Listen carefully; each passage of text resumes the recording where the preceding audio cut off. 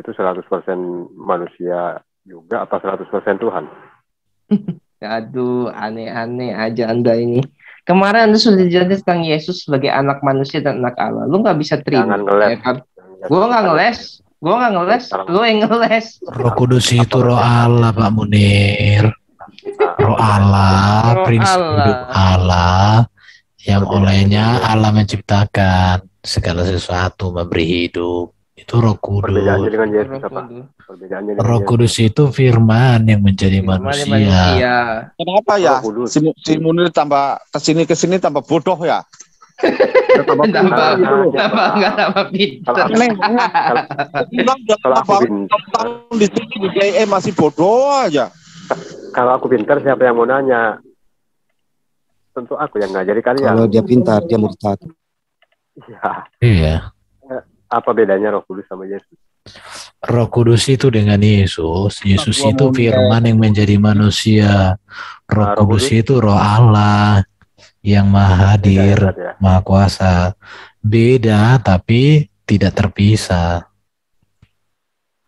Berarti gini, kalau tidak terpisah, Roh Kudusnya ikut disalib waktu itu. Enggak lah. Roh itu kan tidak ada wujudnya, fisiknya. Roh itu kan tidak ada unsur yang bisa disentuh dan lain sebagainya. Namanya roh. Oh, Yesus. Iya. Kenapa Yesus dikatakan mempunyai sisi ketuhanan? Karena memiliki roh itu ya? Bukan, Yesus Tuhan memang karena dia penguasa, diberikan Bapa itu kuasa di bumi di surga kepada Yesus. Berarti kamu beda dengan Edo. Kata Edo, Yesus itu nggak ada apa-apanya. Yang Tuhan itu naturnya. Sekarang kau yang bilang. Mana ada dibilang kayak gitu? Mana ada. Kau yang salah. Kamu tadi. Iya. Kemanusiaan di situ kan kemanusiaan yang sempurna. Sama seperti kita, manusia. Bedanya Yesus tidak berdosa.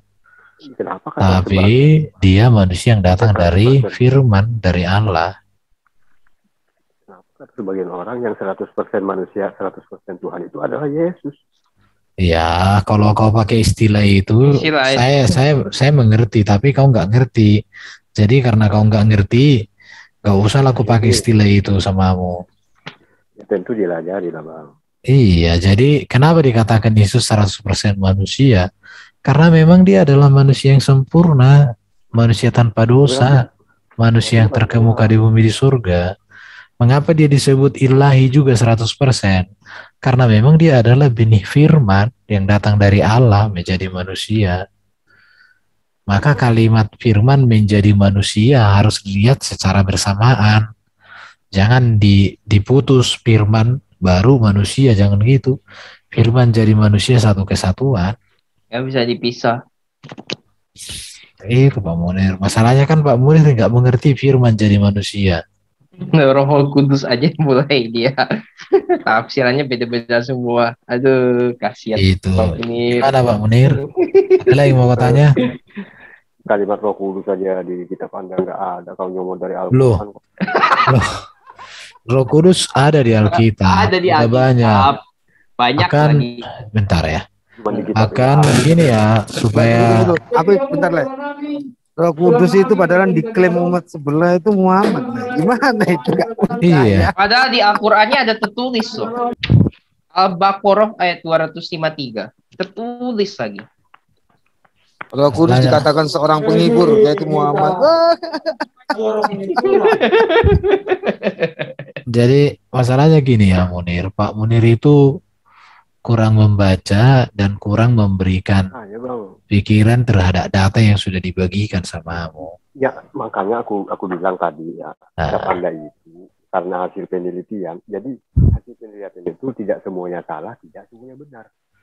Iya, sekarang gini ya, kalau kedatangan Nabi Muhammad yang mengatakan bahwa akan ada seorang nabi yang akan diberikan suatu tulisan, lalu dia bilang aku tidak bisa baca. Di mana itu? Oh, di Yesaya. Yesaya itu kan ilham dari Tuhan. Kelahiran Nabi Muhammad. Penulisan Yesaya kan udah beda bro dengan penulisan Injil. Karena Yesaya dengan Yesus saja itu jaraknya sekitar 700 tahun lebih 700 tahun lebih itu.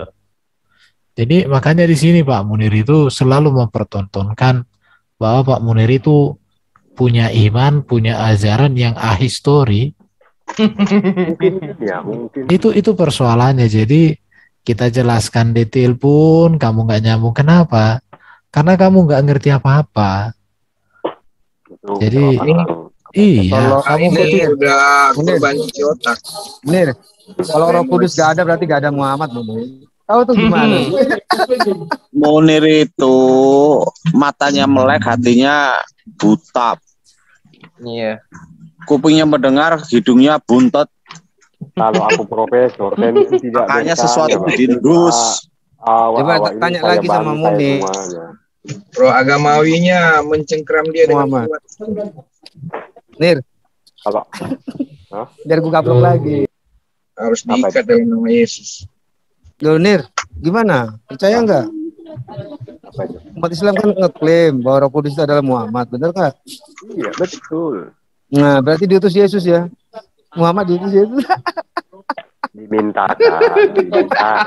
Aku akan minta penolong lain, kan? Bukan mengutus. Aku akan mengutus. Bukan. Ya, kita Iya, kalau di ayat kan itu Yesus yang dikatakan minta. diutus. Yesus yang minta kan? Iya. Lalu hadirlah Roh Kudus, yaitu Muhammad, diutus Pak Yesus. Dia lupa baca kisah para rasul. Penolong yang lain itu ternyata Roh Kudus, bukan si Muhammad. Kan bukan mengutus. Tapi Roh Kudusnya diam di antara kita, diam di dalam. Nah itu. Menyertai kamu selama-lamanya lagi. Iya. Menginsapkan manusia akan dosa, tapi dia sendiri. Itu kan Tapi kok hidup Hanya dalam dosa. dosa. yang salah. Penafsiran Ella yang Dia- salah. Kau. Jadi kau Diutus Yesus dan bodoh. memberitakan tentang Yesus. Dia nggak baca Karena gini lengkap. bang, Yesus itu masa disebut firman. Jangan Sedangkan salah, katanya- jangan salah. Jadi Muhammad Sedangkan itu memberitakan Yesus. Yang disebut Sedangkan Isa katanya, itu, ya dia "Dialah tidak, firman. bukan sama sekali. Tapi ada yang melenceng-lencengkan di zaman Utsman. Nih, Yesus adalah firman Allah, kalimatullah. Ali Imran 3 ayat 45. Ingatlah ketika malaikat berkata, "Hai Maryam, sesungguhnya Allah menggembirakan kamu dan kelahiran seorang putra yang diciptakan dengan kalimat yang datang daripadanya, namanya Isa Ya, bukan. Al-Masih." Bukan seorang Tuhan kan? Bukan seorang Tuhan kan? Itulah firman yang menjadi manusia, Pak Munir. Seorang Makanya Tuhan. itu pikir sedikit, Pak Munir, lebih fresh sedikit lah, update sedikit lah, Pak. Nah, hatinya, matanya melek, tetapi benar matanya melek, hatinya tertutup. Aduh, Orang kualitas kita, bukan seorang Tuhan. Allah, Pak, firman Kata- dari kata Allah. Nah, kan ini sudah jelas Lukas. itu sih ini. Nah, Lim ada Ibrahim Lukas. 3 ayat 4, enggak ada kata Lukas di sini. Saya pakai Al-Qur'an Bapak sini. Lukas. Kalimat yang datang daripadanya. Nah, mulai nih Pak Munir ngeles. Kata Lukas telah lahir Tuhan. Allah, Pak Dan kata Munir, Pak Yesaya, Munir. Ini saya pakai Al-Qur'an Bapak loh ini. Ali Imran 3 ayat 45 nih. Nah, mulai dia nih, mulai ya. bahwa yang lahir itu Ngeles. Tuhan. Padahal kata Yesaya, Ngalah, cuma bisa klaim doang Bapak ini. Capek deh. Ali Imran sudah mengatakan,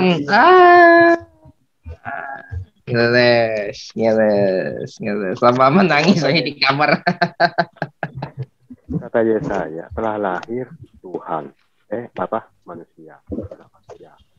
Kata Lukas telah lahir Tuhan. Ya nggak apa-apa Munir. Jadi manusia itu kemanusiaan Yesus. Tuhan itu kan gelar kepenguasaan. Iya kan, Jadi sedangkan yang manusia Yesus itu gelarnya Tuhan. Gimana sih kamu dijelasin dari kemarin-kemarin kok nggak cerdas? Iya, emang enggak. Iya. Memang kepala matanya, hatinya Aku- tertutup dia. Aku heran lihat kamu. Allah aja nggak tahu Al-Masih itu gelar. Iya. Namanya adalah Al-Masih. Al-Masih. Al-Masih Isa. Al-Masih Nama. itu gelar itu, Mesias Al-Masih. artinya. Salah lah ya. Kata Allah itu nama lah ya. Tapi itulah makanya saya bilang ini ya. Jadi kalau Pak Munir mau cerdas, maka ingat-ingat dong apa yang sudah kita bahas itu. Jangan kamu hanya tahu ngoceh, tapi apa yang diajarkan nggak kau sampaikan. Ini kemarin ku tunjukkan sama kau ya. Ini mana itu? Lahir Tuhan. Ya, lahir Tuhan. Tidak masalah bagi kami, Yesus itu Tuhan lahir. Nah, hari ini telah lahir bagimu juru selamat, yaitu Kristus Tuhan. Di kota Daud Kristus itu namanya Isa Al-Masih atau Mesias. Tuhan itu Kristus. Kristus itu penguasa. Iya. Itu jadi yang disalib. Yang disalib Tuhan juga. Yang disalib itu masih status. Ya, yang disalib ya Tuhan Yesus. Kenapa lu berlari ke sini lagi? Tuhan Yesus itu kan gelar. Tuhan itu kan gelar. Udah dijelaskan kurios. Jadi Tuhan Yesus yang disalibkan. Itu tidak masalah. Makanya kamu jadilah manusia cerdas. Ini lihat ya. Oh. Ini lihat ya. Ini pernyataan daripada Petrus, murid Yesus, soko guru. Jadi seluruh kaum Israel harus tahu dengan pasti bahwa Allah telah membuat Yesus yang kamu salibkan itu menjadi Tuhan dan Kristus. Jadi ini kisah Rasul ini ditulis pada tahun sangat jauh lebih tua daripada Quran. Kok Tuhan diceritakan di kisah Rasul, Bang? Berarti ya iyalah. Juga, Bang. Sekarang begini, kalau kisah Rasul aja yang jaraknya dengan Yesus puluhan tahun kamu tolak, bagaimana dengan Quran yang jaraknya 600 tahun lebih dengan Yesus? Tidak pernah kenal Yesus kamu terima. Mana Quran lebih dulu? Mana sejarah lo otakmu itu di mana sih? Coba kau judutkan dulu kepalamu ke tembok, ada otakmu enggak? Kitab Made in Indonesia itu baru ada, Bang. Loh, ini terjemahan. Nanti aku tunjukkan samamu bahasa Yunani, kamu bingung. Mulai nanti. Kau itu gini, Bang. Yang terserah kau lah. Dari LAI yang diterjemahkan. Oke, sekarang saya mau tunjukkan bahasa Yunani supaya kau ngerti. Tunggu ya. Saya kasih tunjuk sama. Iya, saya tunjukkan bahasa Yunani supaya kau ngerti. Biar lebih cerdas. Oke. Jadi kalau dicomot dari LAI juga. Bahasa. Sekarang kan modern nih. Bentar ya. Ada mesin penerjemah Google Translate, bisa saja itu diambil dari LAI. Ya kan Al-Quran lu itu juga kan terjemahan. Ada bahasa Indonesianya. Itulah. Kitab kami ini kan merupakan kitab yang paling banyak diterjemahkan, Pak. Kenapa? Karena Allah kami itu mengerti semua bahasa. Jadi bukan hanya bahasa Arab. Mana ini yang apa ini? Bahasa Yunani mana ini? Itu ujung-ujungnya memang dari kitab Indonesia juga yang diterjemahkan. Coba bawa Pak Erben. Coba bentar, diam dulu. Coba Pak Erben bawa lagi, Pak. Itu jadi Pak Munir belajar untuk jadi cerdas. Jangan nggak cerdas deh. Enggak nanya lagi, Bang. Aduh, enggak nalai lagi. Memang kau bertanya pun kau udah belepotan, apalagi kalau ditanya. Tuh, Alkitab aja ada yang bahasa Arab itu. Erben, yang namanya cerdas itu jelas bukan Muslim. Bawa lagi, Pak, bawa lagi. Iya, benar. Bawa lagi, Pak. Bentar ya. Biar ku cek bahasa Yunaninya sama dia. Tuh ada yang Mandarin. Oh iya, Yunani ya. Textus Receptus atau mau pakai apa ini? Bawa lagi, Pak. Septuagint aja. Atau Bible Hub aja, atau yang koin kalau mau itu. Septuagint kan koin itu. Koin ya, bener ya. Iya. Oke ya. Ya jelas sama Ben, karena itu terjemahan dari Indonesia juga. Iya, Al-Quranmu tuh juga terjemahan dari Arab ke Indonesia. Gimana sih? Aneh-aneh aja lu. Ibrani ke Arab, Arab ke Indonesia. Waduh, pusing. Allah menerjemahkan kata Ibrani. Oh. Kalau Al-Quran ke Indonesia bukan sekedar terjemahan, plus tanda kurung. Dikatakanlah bahwa ini yang asli. Padahal itu terjemahan dari LAI juga. Loh, Masih Nggak ada yang ditulis terjemahan diterjemahkan daripada di situ. cuma Kalau Al-Quran. tanda kurung. Cuma tanda kurung itu apa? Mending tanda kurung. ini Pak Munir Nah, ya. itu tuh ya. Nah, Bibaios laifon as eselimon tas oikuyos to ispane oito teos kurion kai kriston ekamen auton tautoton Yesu apa ini Yesun ton Apollon Deis Top. Palesatae. Udah tahu lah kau kan, udah aku baca sama kau. Nah ini bahasa Yunani, ini bahasa asli. Apa artinya? Ini ada kurios, ini Kristos. Kurios itu diterjemahkan jadi Tuhan. Theos, ini Theos diterjemahkan jadi Allah. Kriston itu Kristus, Mesias. Nah, Pak Munir. Jadi Pak Munir ini enggak cerdas, tapi ya bersyukurlah kau enggak cerdas, supaya nanti kau jadi kayu bakar, dibakar-bakar di neraka. Ya udahlah, udah relanya aku kau masuk neraka Munir, karena kau udah bebal. udah nggak bisa Jangan nerima. lagi itu. Jangan lagi itu ya, bertobatlah kau. Ya bertobat lah. Ini jadi Tapi jelas yang masuk ya. Islam. Masuk Islam itu bukan bertobat bagiku. Tapi janganlah bang, boleh Kristen itu masuk Islam. Cuman jangan semua bang. Nanti yang tinggal di neraka siapa kan gitu. Enggak lah, lebih banyak Islam masuk Kristen daripada Kristen masuk Islam. Nanti Jauh kalau sekarang masuk yang Kristen, murtad siapa dari yang Islam. akan tinggal di Oke, surga, ini Bang? ya, lihat ini Munir ya. Lihat.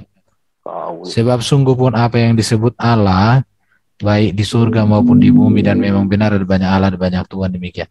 Namun bagi kita hanya ada satu Allah saja, yaitu Bapa, yang daripadanya berasal segala sesuatu yang untuk Dia kita hidup, dan satu Tuhan saja, yaitu Yesus Kristus, yang olehnya segala sesuatu telah dijadikan, dan karena Dia kita hidup. Jadi ini perhatikan ya, segala sesuatu yang ada untuk kita hidup, dan ini Bapa yang daripadanya berasal segala sesuatu. Yesus berasal dari Bapa.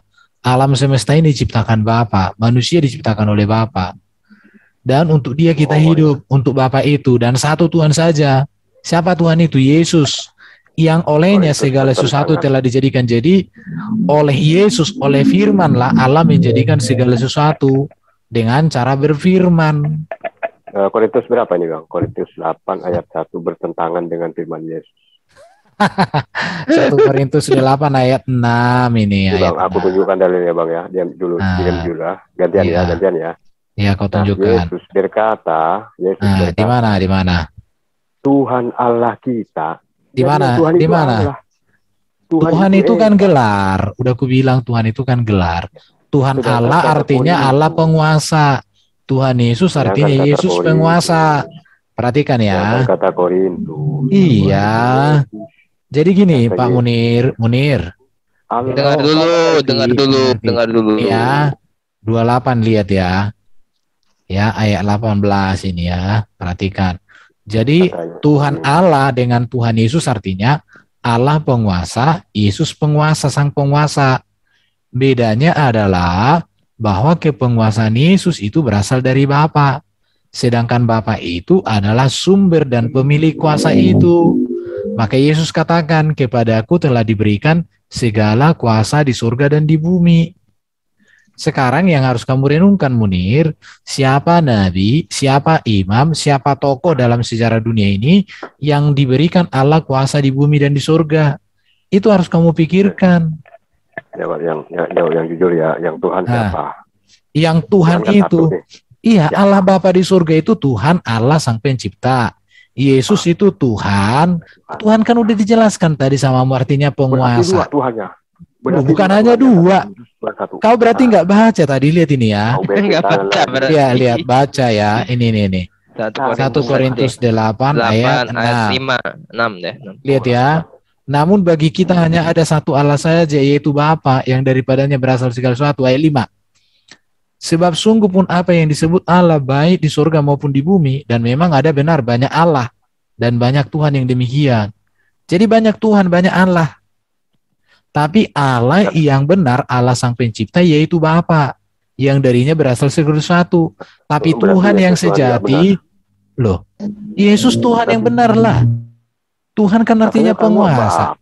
Kan udah aku bilang. Contoh, saya kasih contoh ya. Kata Tuhan dalam bahasa Indonesia itu berpadanan dengan kata Gusti dalam bahasa Jawa. Gusti Allah, kata orang Islam, sama dengan Gusti Prabu. Apakah Prabu itu artinya Allah juga? Enggak, karena Gusti di situ gelar.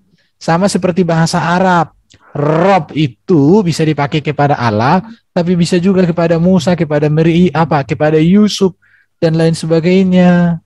Gusti ini ada kan berapa? Loh, Gusti banyak lah, itu kan gelar netral. Oke. Tuhan ada berapa? Loh, Tuhan itu kan gelar, udah aku bilang sama kamu tadi, sama seperti istilah Gusti. Ada berapa? Banyak sekali Tuhan. Nah, katanya Korintus Tuhan itu satu.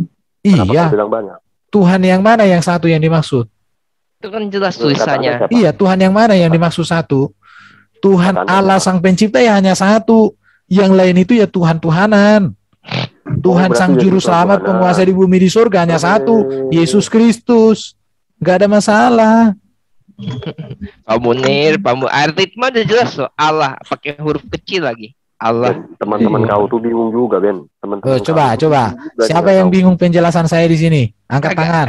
Saya nggak ngerti saya. Pura-pura nggak bingung.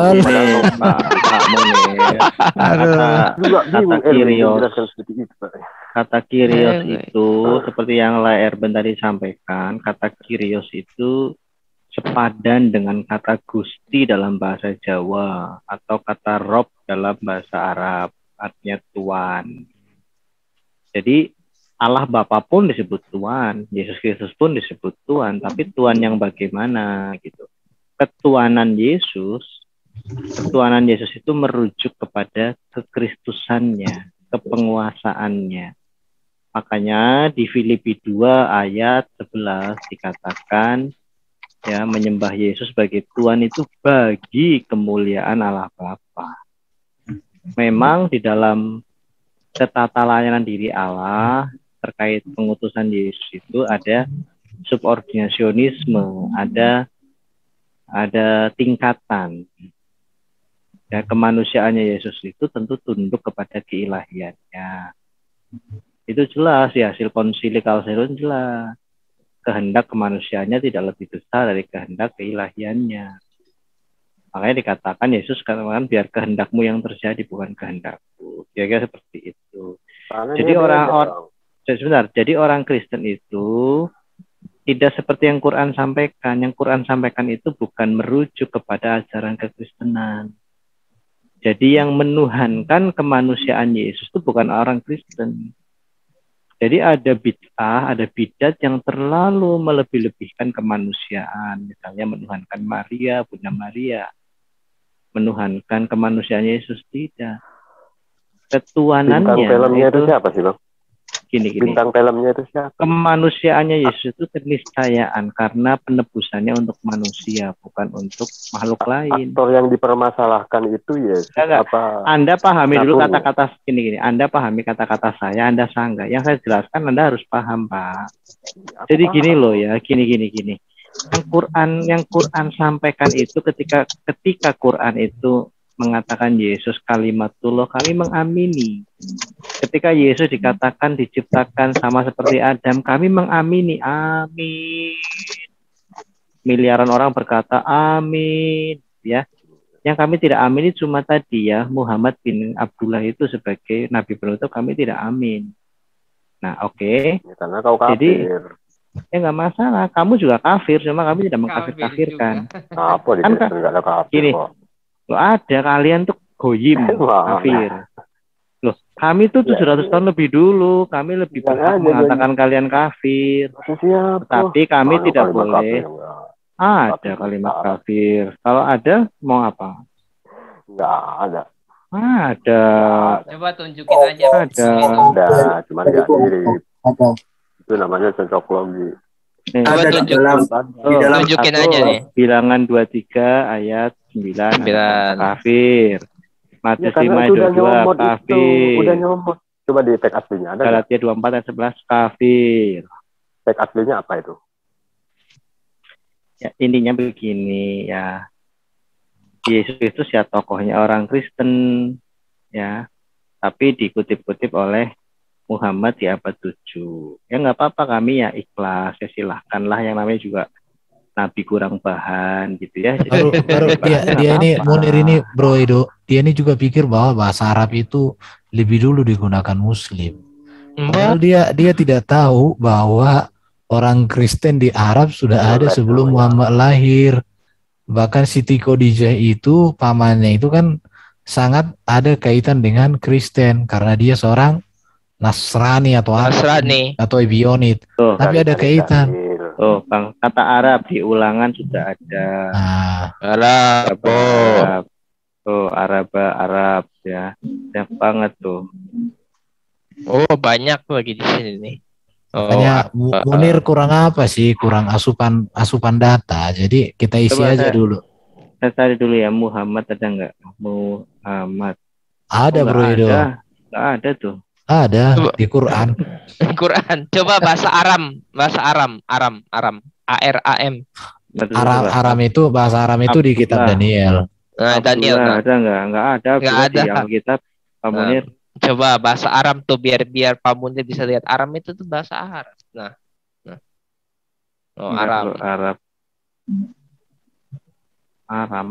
Aram pakai M.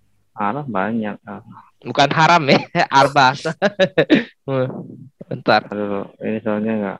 Aram. Badan Aram. Orang Aram.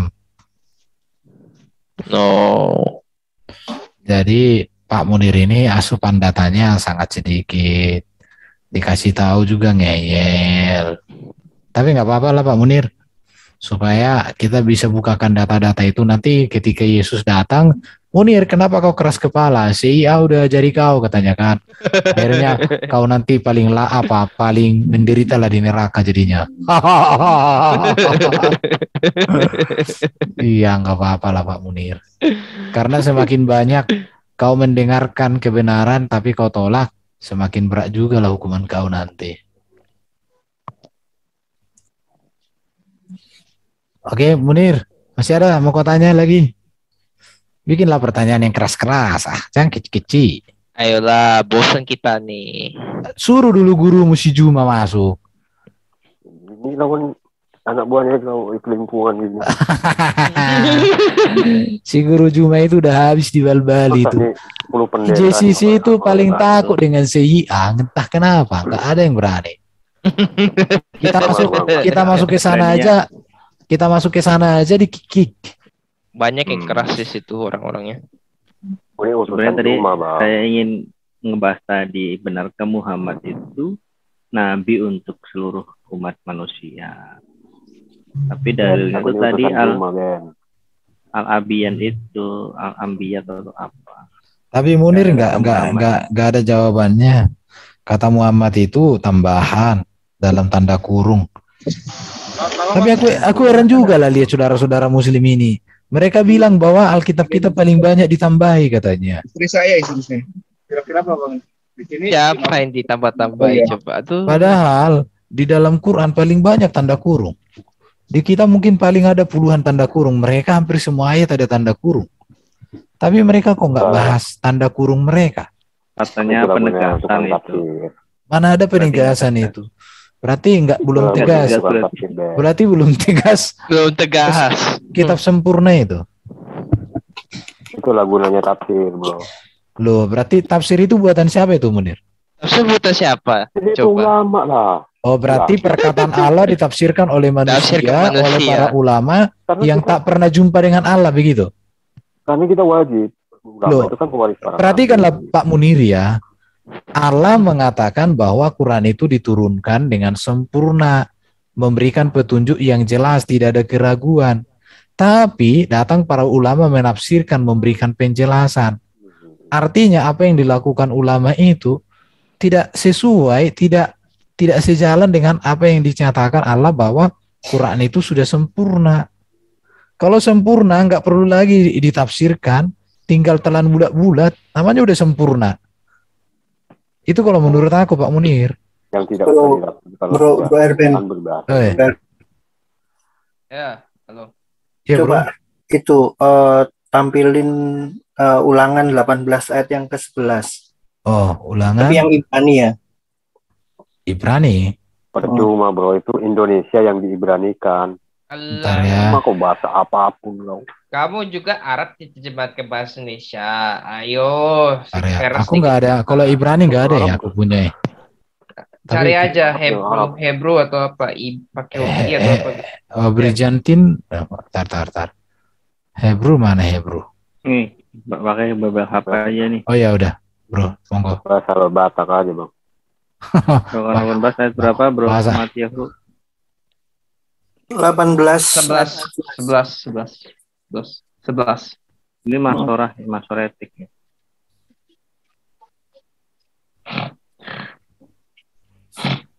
Nah itu. Haber. Jadi bet ini juga bisa kalau masuk di dalam kalimat itu jadi v. Jadi wehover dan kafer. Jadi kafir itu kafir. Jadi wehover dan kafir. Nah, berarti bahasa kafir itu bukan kita mengambil dari bahasa Arab. Jadi dari Hebrew pun juga ada. Beda. Gitu. Jadi istilah kafir itu kafir itu kan istilahnya kan Semitik itu kan hampir mirip-mirip ya. Jadi artinya sama enggak? Jadi loh. Justru malah artinya makanya jadi sama di dalam Hebrew makna dari kafir atau kafir. Bro Matiahu. Ya. Ini Deuteronomi ini kan apa ini? Ulangan ini kan tulisannya Musa ini kan? Iya, itu kan Torah. Jaraknya Musa dengan Muhammad itu berapa ribu tahun ya? Waduh, 3.000 tahun. 2.000 lebih ya? Nah, itu istilah sudah ada, kafir sudah ada. Berapa? 2.300 tahun. Oke, berarti 2.300 tahun sudah ada kata kafir di kitab kita ya. Iya. Jadi kalau Munir iya maksud bentar. Artinya beda. Iya. Tapi ada cuma maknanya itu gini. Jadi kafir atau kafir itu yang pertama itu adalah orang yang di luar daripada Israel yang tidak percaya kepada Tuhan orang Israel. Tetapi kalau orang yang di luar Israel tetapi dia ikut percaya kepada Tuhan Israel tidak dikatakan kafir. Terus yang kedua yang dikatakan kafir atau kafir itu adalah seorang penyihir. Maksud aku artinya klaimnya betul. Maksud aku gini, klaimnya Munir tadi itu udah gugur. Jadi Pak Munir, makanya orang Kristen itu pinter-pinter mengerti sejarahnya. Walaupun kami nggak hafal, kayak kau hafal tapi nggak ngerti.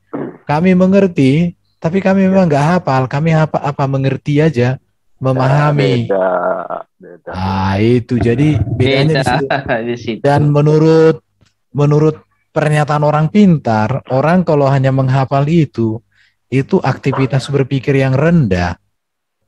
Aktivitas berpikir yang tinggi itu adalah memahami, mengerti, bahkan bisa memaparkan, bahkan bisa mencontohkan, menjelaskan. Itu baru berpikir yang tinggi. Kalau hanya menghafal itu rendah itu. Orang bisa semua menghafal tapi menjelaskan itu yang nggak bakal. Itu namanya syafat kalau di orang Islam ya, di Quran itu syafat. Pikiran paling rendah itu syafat. Ya itulah. Iya emang betul.